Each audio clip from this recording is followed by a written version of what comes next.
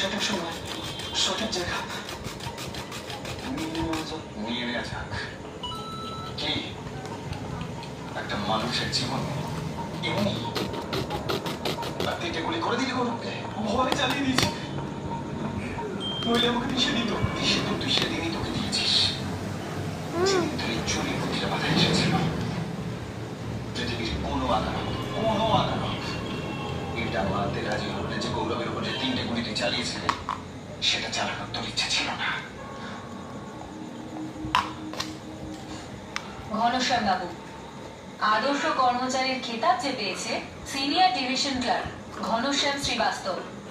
পুরো 1 বছর ধরে আপনি জানতেন যে আপনার ছেলে ক্রিমিনাল, খুনিও। তাহলে কেন এতদিন অবধি আপনি আপনার ছেলের অপরাধ আর অপরাধে ব্যবহার করা গাড়ি লুকোতে সাহায্য করেছেন?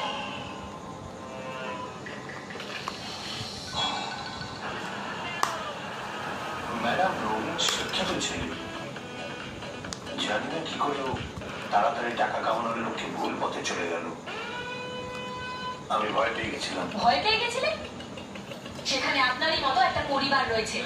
ওই পরিবারে আপনার ছেলের মতোই একজন ইয়াং, পড়াশোনা জানা একমাত্র ছেলে ছিল, গৌরব ত্রিবেদী, যাকে আপনার ছেলে মেরে ফেলেছে।